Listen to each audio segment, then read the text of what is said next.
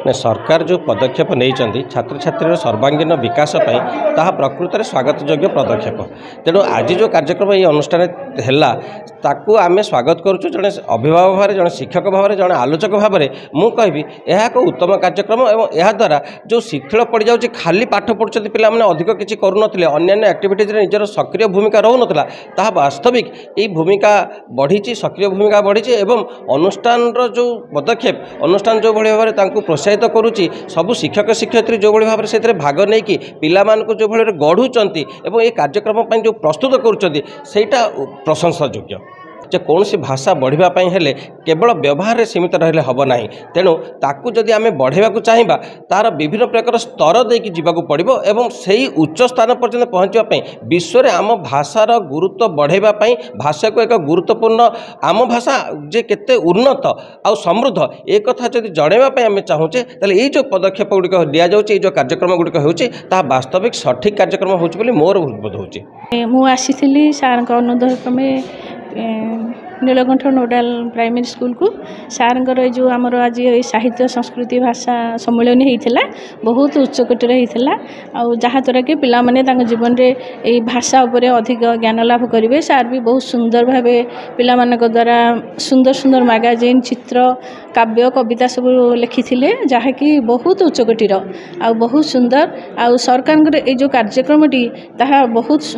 स्वागत योग्य पदक्षेप। पिलामाने खाली पाठ पढ़िबेनी आमर भाषार आम आज सरकार उद्देश्य रहा ये भाषा को विश्वर प्रति कोणे कोणे पहुँचाइबा आम ओडिशा भाषा को केमती आम उन्नतर उन्नतर करवा से सरकार लक्ष्य एवं पिलामाने भविष्य में केमती भाषार ये जो पिलामाने छोट छोट पिलामाने आज आम विद्यालय पढ़ुंट से बड़ हेले से आम भविष्य वंशधर से भाषार उन्नति करेंगे से यह मूल लक्ष्य। पिलामाने निश्चय जानीपारी आज जो कार्यक्रम तेणु सार द्वारा जो कार्यक्रम होती आम विद्यालय प्रत्येक शिक्षक शिक्षयित्री जी चेष्टा प्रचेषा कर बहुत उच्चकोटर। आज माननीय मुख्यमंत्री निर्देश क्रमे ये जो कार्यक्रम प्रति विद्यालय करा अति प्रकृत में बलिष्ठ पदक्षेप एवं सुचिंतित पदक्षेप। मु अधिक किसी कहबी ना जहाँ मुख्यमंत्री महोदय वार्ता देती मो भाषा मो परिचय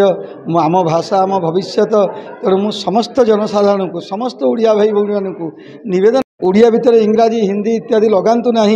आम मातृभाषा को जब सम्मान दवा तेल समस्ते आम ओडिया रे कथा हवा ओडिया प्रति आकृष्ट हवा एवं ओडिशार मान मर्यादा गारिमा या निश्चित भाव में देश विदेश में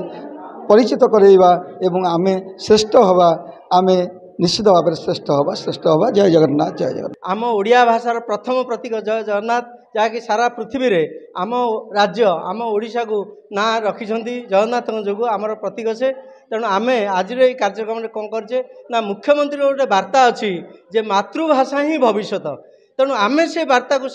कार्यकारी करवा। प्रत्येक स्कूल रे देखुए प्रदर्शनी कराई भाषा भाव में बही उपर विभिन्न ऐक्य ऐतिहासिक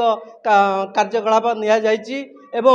आम पिलाने भल ओडिशी विभिन्न पारंपरिक संबलपुरी नृत्य प्रदर्शन कर प्रत्येक विद्यालय रे कार्यक्रम कराऊँच। मु आज ये नीलकंठ नोडाल प्राथमिक विद्यालय रे अतिथि भाव में जोगदे ये विद्यालय प्रधान शिक्षक रवींद्र साहू महोदय जो कार्यक्रम नहीं एठी बड़ आकार कराई आम प्रथम आग पिला शपथ पाठ कराइलु ये विद्यालय रे समस्ते शिक्षक शिक्षयित्री और बहु संख्यार अभिभावक आलुमिनी कमिटी मेंबर जोगदे आम शपथ नहीं जे आम देश विदेश में जो ये ओडिया भाषार प्रचार प्रसार करूँ या जिते उपरक नवा आम से बड़ होगा से आमर ना लिखा जो आम महान कवि सब अच्छा मधुसूदन दास अच्छा मधुसूदन राव अच्छा आमर फकीर मोहन सेनापति अच्छी गोपबंधु दास जो ओडिया जीवन चली जाऊला ओडिया से दिन राति करदे निज परिवार छाड़ी देते तेणु आम से भाषा को जिते उन्नत करवा जिते शुद्ध कहवा जिते प्रचार प्रसार करवा आम ओडिशी नृत्य ओडिया भाषा सबू देश में प्रचार करवा आम से उपरक जावा।